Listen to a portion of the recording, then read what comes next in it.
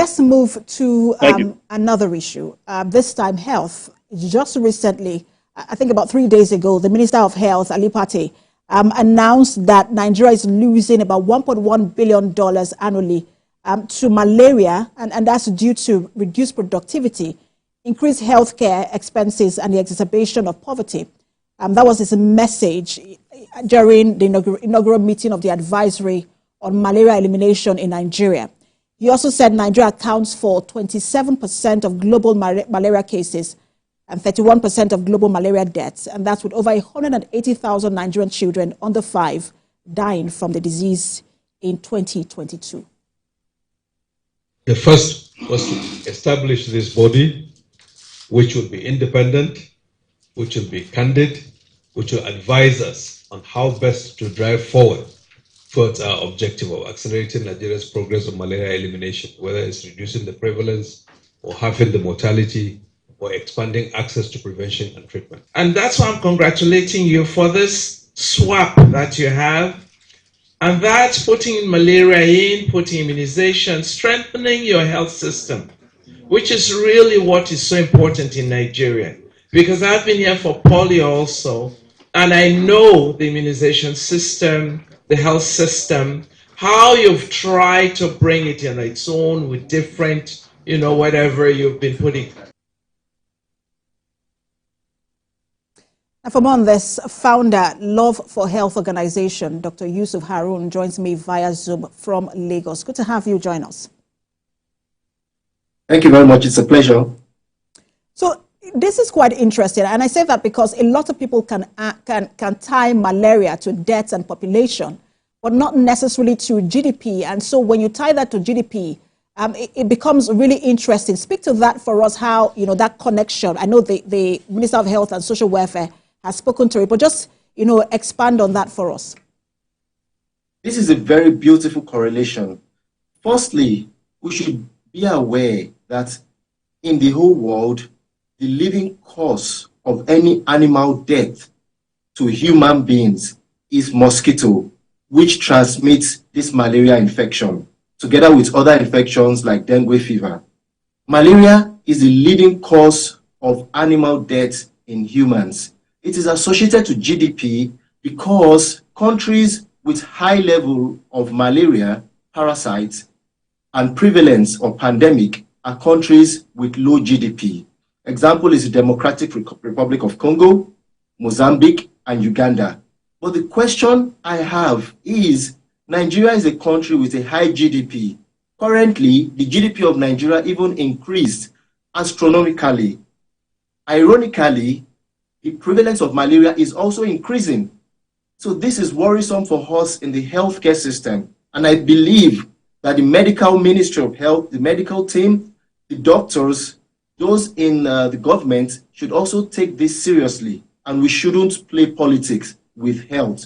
Malaria is a serious disease and is one of the leading causes of death in Nigeria, mostly, especially in children under 5 years of age. This shouldn't be happening in our country, Nigeria, because we have all what it takes to eliminate this parasite completely. As I'm speaking Dr. with Yusuf, and that's where, because you mentioned elimination, because we know that there are countries who used to also have very high malaria burden who have now either minimized it or completely eradicated it.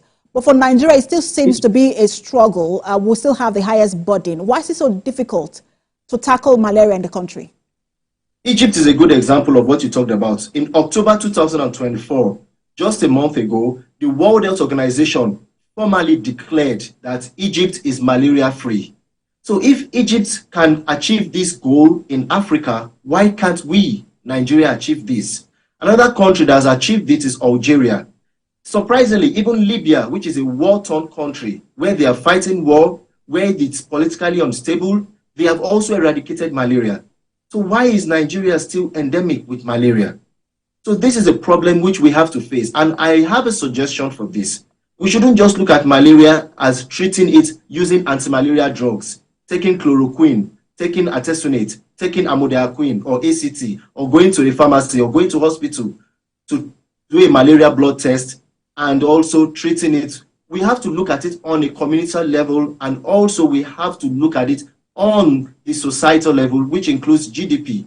It has also been confirmed that countries with a low socioeconomic status have a high level of malaria parasites. Also, poverty is a factor. Debt, poor environmental sanitation, bushes. That is why malaria is commoner in the northeast and the northwest, where there is a high level of poverty, high population density, and low GDP or low economic stability in those countries.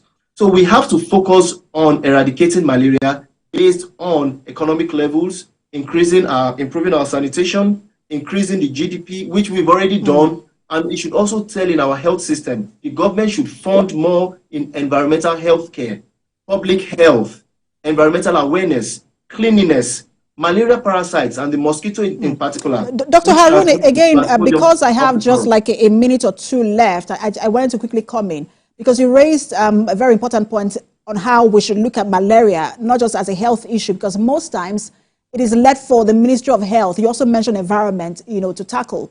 But perhaps it would start to see it as a money problem, as the Minister of Health has raised, that it is an economic problem, and then have, coordinating ministries come into it and deal with it as an economic problem rather.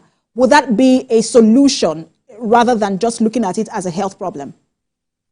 Yes, we should also look in it. Absolutely. What you suggested is what I'm explaining. We should also look at it as a collective problem where the government, together with the non-government organizations, work together, collaborate in eliminating malaria.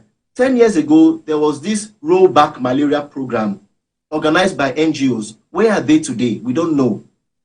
They were kickback malaria out of Africa. There were free distribution of insecticide-treated nets. There was monthly sanitation. Where is the monthly sanitation now? How many places in Lagos State, for example, do they still enforce that Saturday mandatory sanitations? So these are the schemes and things that will eradicate malaria or reduce it significantly, because these parasites breed in swamps, they breed in gutters, they breed in dirty places, in bushes.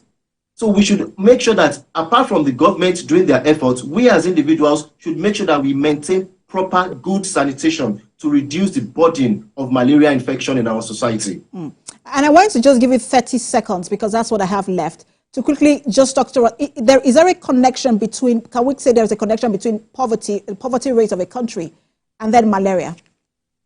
That was exactly how I started, and I made mention of Mozambique, Democratic Republic of Congo, and also Uganda. Ironically, Nigeria is not a poor country by all indexes. We are wealthy, so why Nigeria is the leading, having 27% of the malaria prevalence in the whole world, is alarming. Democratic Republic of Congo has half of it, about 12%. Uganda has 5%. Nigeria is leading in it. So Nigeria's case is very, very concerning. We are not into that poverty state like other countries, but we have a high level of malaria infection and prevalence, which is concerning for all public health experts and medical professionals in general. All right, thank you so much for your time. Founder, Law for Health Organization, Dr. Yusuf Harun. Always a pleasure to have you on. Thank you very much.